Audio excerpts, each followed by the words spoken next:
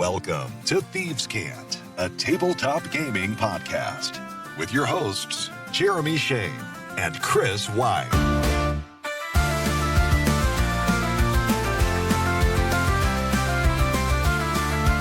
Welcome in, Thieves' Cant, Saturday, March 29th. Jeremy Shane, Chris White is here. Hello, everyone. Hope you're doing well. So, Chris, how's your week been? Catch us up. It's been great. Beautiful weather. Had to work too much, but that's all right. We're getting ready to flip the calendar to April, which is kind of crazy. I crazy. Can't quite believe that we're a quarter through 2025. It's gone fast. Because too it's fast. Fun. We're having a good time. We're having a good time, yeah. All right. Hey, coming up in today's show, Archon Studios is launching a crowdfunding campaign for a new Dungeons and Lasers set. And in our main topic, it's all about character backstory. But first, we're going to jump into the news. Dungeons and Dragons, the 20-Sided Tavern. I don't know if you've heard of this, Chris. This is the play? Yeah, it's like interactive theater.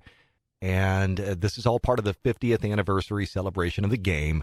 There's some improv that they throw to the crowd, let the crowd make some choices. The DM kind of steers that. So they just wrapped up their Sydney run, and they are going to bring this to the United States. They're doing a tour, I guess, in the summer months. Now, they've only got some dates announced right now for D.C., July 22nd through August 3rd, with more dates to be announced. I think it's appropriate that they do a little D&D live show in D.C. Yeah. Difficulty class, right?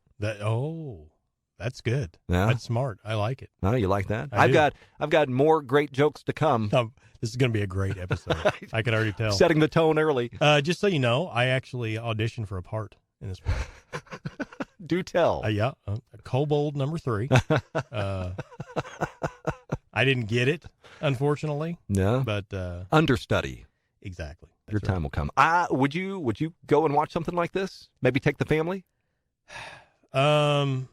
Maybe. I don't attend a lot of plays or events like this. You lack culture.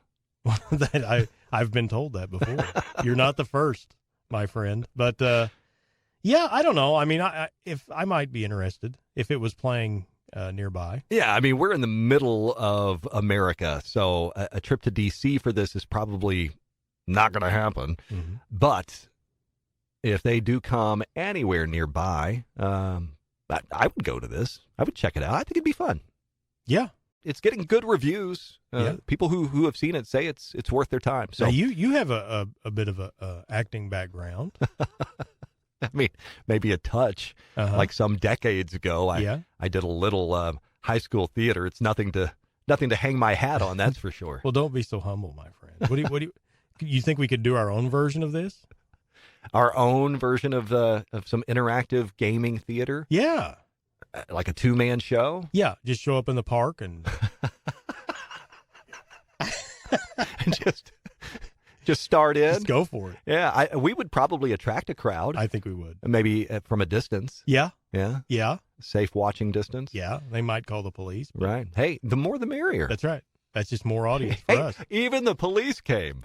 Yeah. Moving on, Paizo Publishing might be bringing back the Runelords, the original villains of their Pathfinder campaign setting. This past Wednesday, the company shared to social media some Wayne Reynolds art from their original Rise of the Runelords adventure path. They went on then to tease that the Runelords are returning. So the question is, in what form? Christian Hoffer over on N-World, he mentions that popular speculation is that Paizo is going to update the original adventure path for Pathfinder 2E. That seems to make sense.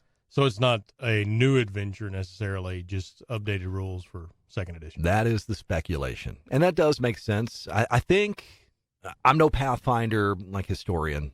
I own a couple of Pathfinder books, but I'm not a hardcore. I think there's been 3 adventures that have featured the Runelords as villains in some capacity. But I think, if they have never updated that initial adventure path to second edition, I think they would want to do that. Yeah.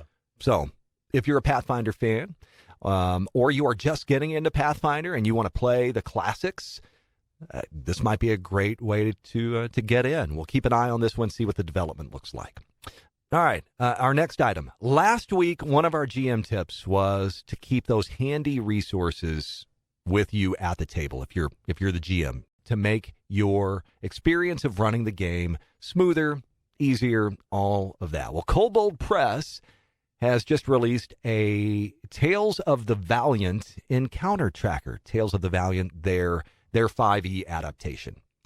Their encounter tracker breaks down all the important elements of any encounter. It lets you keep track of those complex moving parts that you might have in that encounter, like traps, timed events, abilities of NPCs. They kind of give you this worksheet to break it all down and have all of that material in a more manageable format. And the best part, it's free. You can download that from Drive-Thru RPG at no cost. It's also 5e compatible. Mm-hmm. So whether you're playing Tales of the Valiant or some other version of 5e, you can probably get some utility out of this awesome free resource. I'm probably going to go download this as soon as we get done here. This is the kind of thing I wish Wizards would have provided for 5e at some point. They have the tool on Beyond, but it's not robust by any means. So I'm interested in this. I think I'm going to take a look at it. The price is right. If you want even more for free, you can stay on Drive-Thru RPG and grab the Huckleberry Quick Draw Edition. This is the quick start for Huckleberry, which is a newer entry in the Weird West genre. I do love some Weird West. Yeah, agreed. We've had a blast playing Deadlands. There's just something about taking the Western elements that we love, what makes the West a place of intrigue and mystery and exploration, and combining that with some folklore and some weirdness. They just go together so well. I love those flavors mashed up. This is kind of not as a genre that's not explored as much as some others, but the West is exciting, isn't it? I mean, you have all those heroic, legendary tropes that are there in fantasy and in sci-fi are present. And so, yeah, this new edition's always welcome. So the makers at Huckleberry describe this quick draw edition as fast playing and unique. I think they're using this to describe the system itself, quick draw or otherwise. Fast playing, unique, uses a fixed target number with an attribute and skill die to determine results. There's a bounty system in place as well, so gives players a little more freedom to choose like what monsters they're going to hunt down, what bounties they want to collect. So there's kind of a built-in drive for play. You know, what's your purpose? Well, our purpose is to hunt down monsters. Maybe place the Witcher in the Wild West, right? That's kind of the vibe I get here. The quick start comes with streamlined rules, pre-gen characters, and an adventure. And it's all free. And here's the cool part. The main game, if you're buying Huckleberry, and I think the PDF, if you want to purchase the full game, it's $20. It's 114 pages. This quick draw edition is 72 pages. The free one. Yeah, so you're getting a substantial portion of the game for free. It is fully playable. Again, you've got the rules, you've got the pre-gens, and you've got the adventure. Everything you need if you want to explore the world of Huckleberry. So try it for free, and then if you like it, $20, and you're all in. Right. I've got my Quick Draw Edition downloaded. I have skimmed it. It looks cool. I have not had the chance to dive in deep, but I intend to. Keep an eye on Huckleberry. All right, that is it for the news. And we've got a cool item to spotlight in our crowdfunding segment. All right, the folks at Archon Studio have announced a new crowdfunding campaign for a new Dungeons and Lasers set, Dungeons and Lasers 7. Prior to discovering this campaign over on GameFound, I'd never heard of Dungeons and Lasers. So this is my first exposure to it. But what we've got here, Chris, in the Dungeons and Lasers Port Haven crowdfunding campaign, which launches April 1st on GameFound, are, I think, 4 different sets of minis and miniature terrain and different game sets for what looks like a pirate-themed set. So you've got a port set, there's a tavern set, there's a ship crew with an actual ship. Chris, question for you. Do you like to play with toys? I do. No? Yeah. Now, some people would have their sets of minis and miniature terrain and maybe their miniature pirate ship all to scale. And they would tell you, no, these are not toys. These are tools. They are for immersive gameplay. I'm just going to call them what they are because I have no shame. These are toys, baby. And I like to play with toys, too. If you are going to run a pirate-themed game, and you are the sort of gaming group that likes a tabletop setup full of minis and full of setting dressing and those big set pieces that you can put together, take a look at this crowdfunding campaign that launches April 1st on GameFound.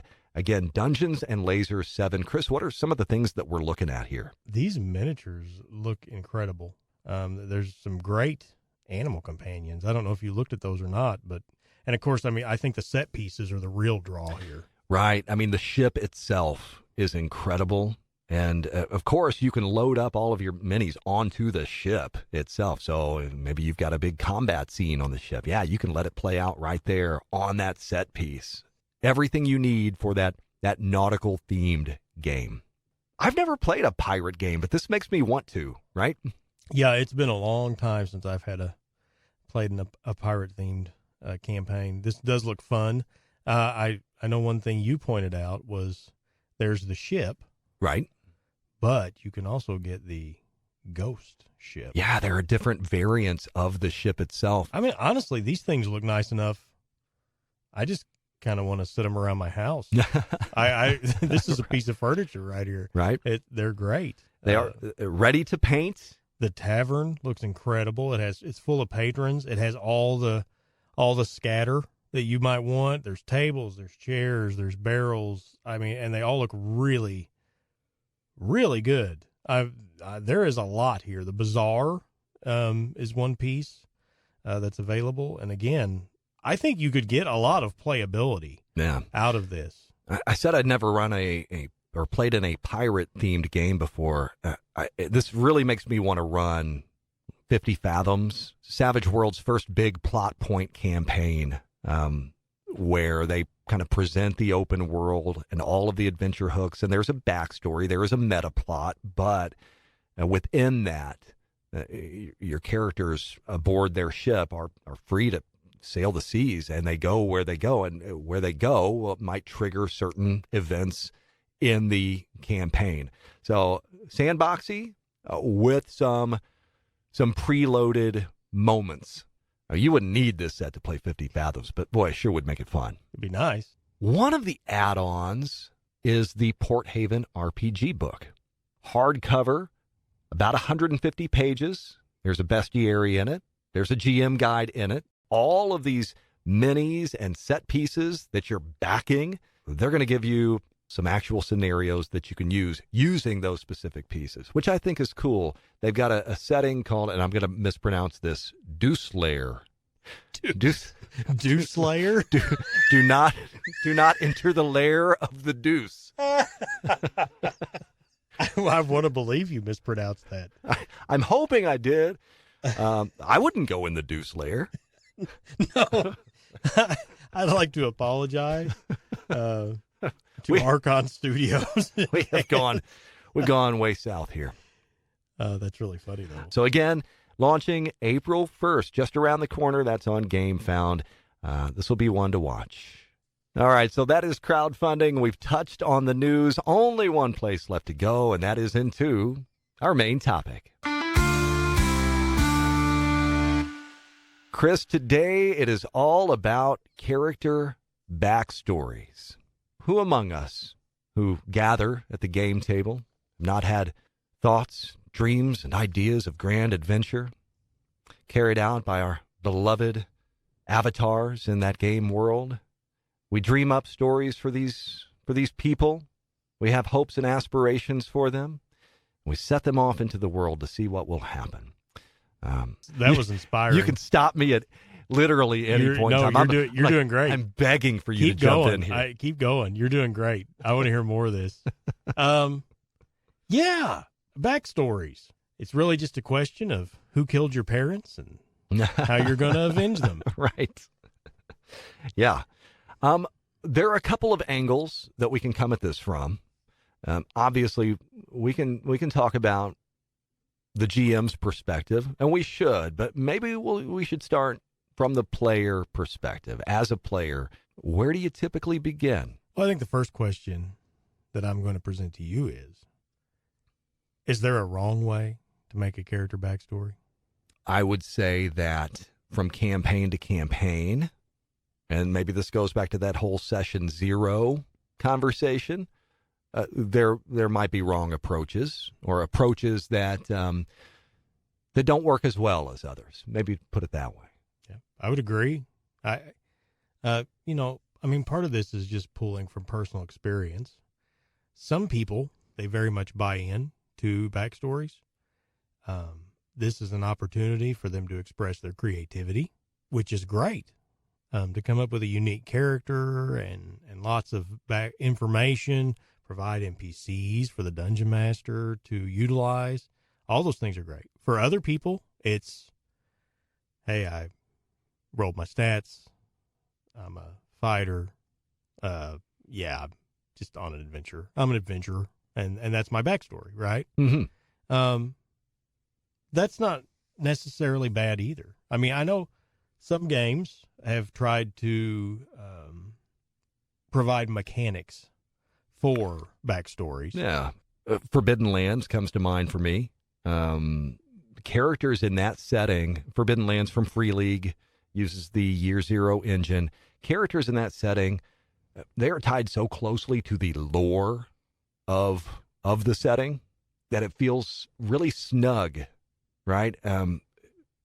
It's impossible to build a character in Forbidden Lands without the lore being a part of that character. So it's, again, snug is the word that comes to mind. Contrasted against something like D&D, where you get a touch of that, but it's the bulk of the system. It's not as tight. But maybe that's not necessarily true. I mean, D&D does have its backgrounds, right, that you choose. I don't know how robust those actually are, but they're there. They are part of the game. They are labeled as such.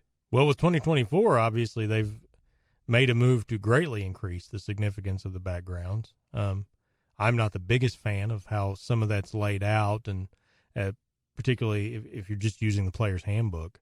But, yeah, now, your bonuses to attributes are directly tied to your backgrounds. And, of course, you still have your some of your skill choices and your proficiencies that you have. So, I'd say it's more significant now than it's ever been. Yeah.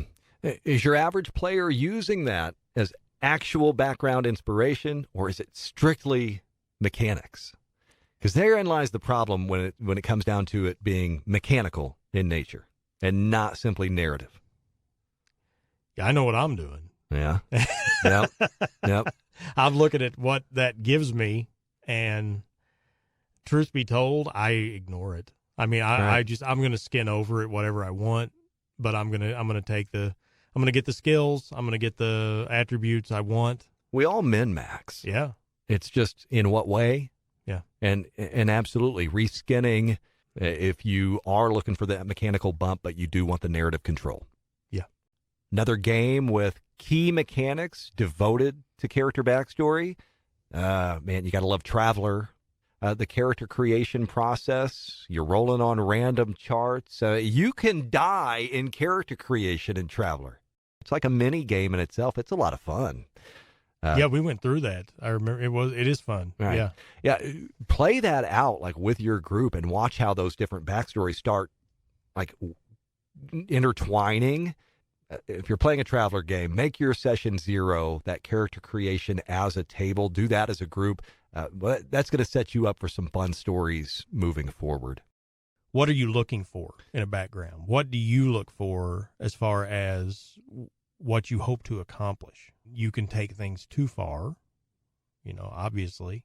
I know I've created backstories for characters that were so complex and so so involved, and I never found that to be fruitful.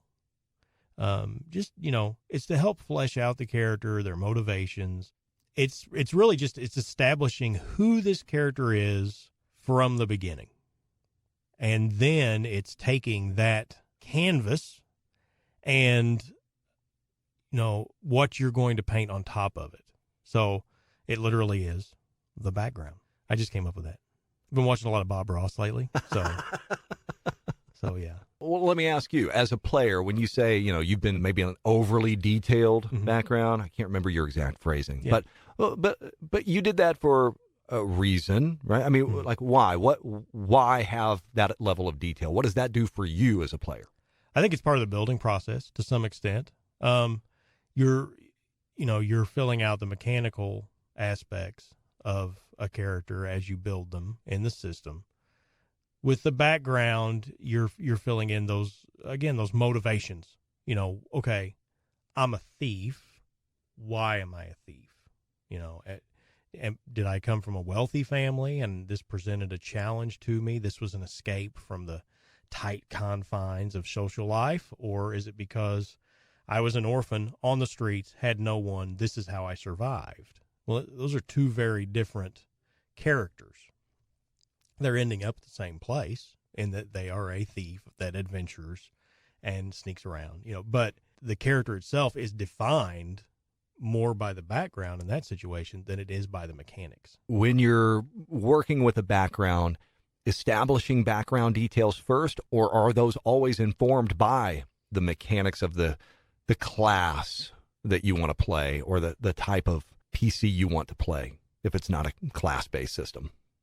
I would like to give you a direct answer on this, but in truth, I have seen that go in a multitude of ways. In fact, I'll be honest, I don't know that I would always recommend this, but I have made characters and not made the background until the character had actually been played. Yeah. Because it just, it was something as simple as, hey, I need a character, get him in the game, and then once playing the character, it was like, what would be cool is if this guy used to be a evil member of an evil cult, or something like that. So, yeah. Well, maybe it's the cult in this campaign. Maybe it's the campaign that actually planted that seed for you. And so you are connecting as a player with those elements that the GM is dangling out there. So in the moment being affected by events in the campaign. That's a great way to develop a character's story, which maybe that segues us into some GM perspective in, how much backstory do we desire our players bring to us? As a GM, you want to respect the character background.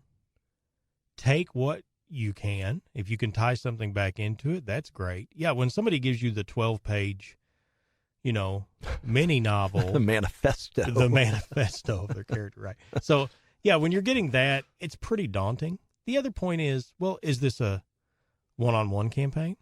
Is this a solo campaign? Or are there 8 people at the table? Right. If there's 8 people at the table, not only is the GM balancing running the game, running the NPCs, considering the storyline and every decision the players make that affects it, but now you're adding another element. It's going to be hard for that GM to incorporate necessarily things from your past, if that's something the player would like, because there's too much going on.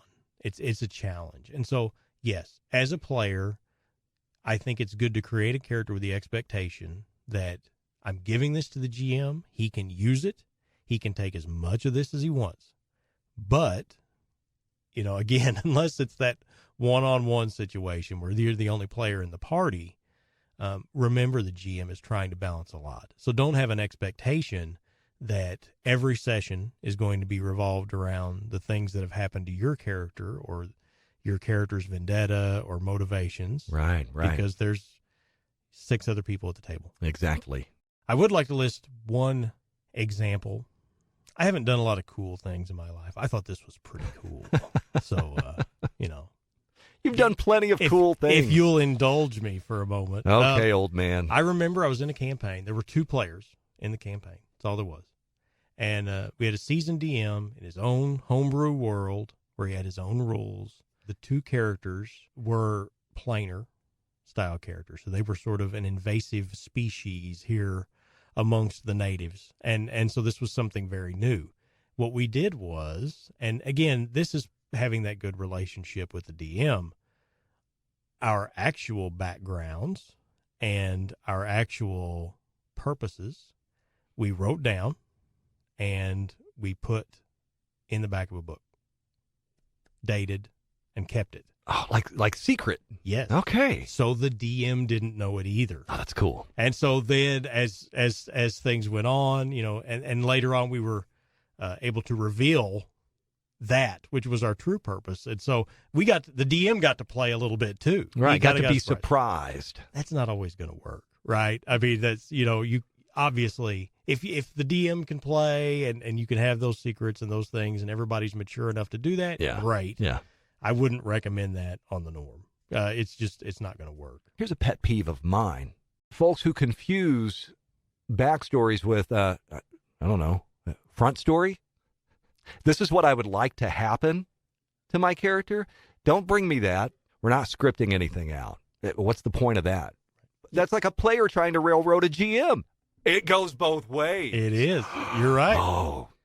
You're railroading. Yeah, you're railroading the GM. That's wild. Don't railroad the GM. Do you remember years ago, there was a guy who came in. We had a long-standing campaign. Most of the characters at this time were good. Some of them were very lawful good. I know exactly where you're going with this one. This guy showed up. He'd never played with us. And he introduced himself. I mean, his name was like Satanus Moragul or something like that. We're like, well, what's he look like? What describe this guy for us? Well, black hood, black robes, covered in skulls. Yeah, I think his exact words were skulls everywhere. Yeah, skulls everywhere. And so... Oh, and I'm putting out an aura of darkness and evil. Right. So, I mean, we killed him. I mean, that was... We're just like, we don't need this kind of problem in our lives. The player. No. Oh, yes, no. The character. We killed the character. Let me walk that back. That player is fine. He's somewhere living his best life right now. Maybe a little more communication with that GM in advance would have been a good idea. Yeah.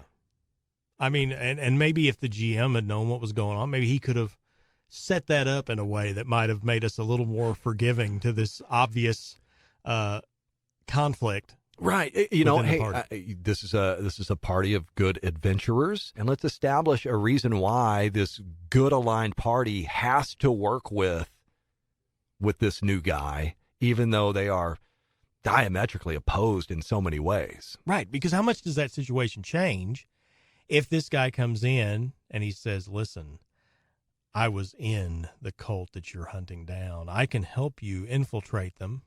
They've made an enemy of me. And so all of a sudden, my enemy's enemy is my friend, right? Mm-hmm. And so maybe there is a way we can find to coexist there. There's still going to be some friction, obviously, but that completely changes the situation. One thing I wanted to mention before we wrap up, just as a game master, reflecting on my experiences, I know that I struggle incorporating character backgrounds whenever I am running a published scenario. I am so locked into what that module says and how I need to tinker with it to adapt it to fit my setting that oftentimes, to my fault, I let character background information just kind of fall through the cracks whenever there is ripe material to tie that to. I could do a better job of bringing those in and therefore giving the player a deeper experience. I know that's a weakness of mine. And I get it. For me, if I'm running an adventure, an open setting or something like that, I use Post-it notes. I will basically figure out where an encounter or an event that is related to character background is, shove a Post-it note on that spot with just, a note. Hey, include NPC X here with encounter, because that's significant to this character. Yeah. And you're, basically at that point, you just sort of make it part of the adventure. Yeah. And that's where it can really become a lot of fun as a GM and then really as a player when you recognize, I really am tied into this. Chris, any closing thoughts on Backstory? No, I think I'm all used up. Yeah? I think I've given you all that I had on this one. Over there all sweaty. Yeah. Panting. Yeah. Yeah. That's before we started. That's how I look. Had a big breakfast. That's going to wrap up another episode of Thieves' Cant. We wish you well in the week ahead. Happy gaming. And we will see you back next time. Chris, we're going to play a little game next time. A little this or that. This or that. Are you intrigued? I am. Oh, stay intrigued. Stay sweaty. We'll see you next time. Thank you for listening to Thieves' Cant. Email thievescantcast@gmail.com.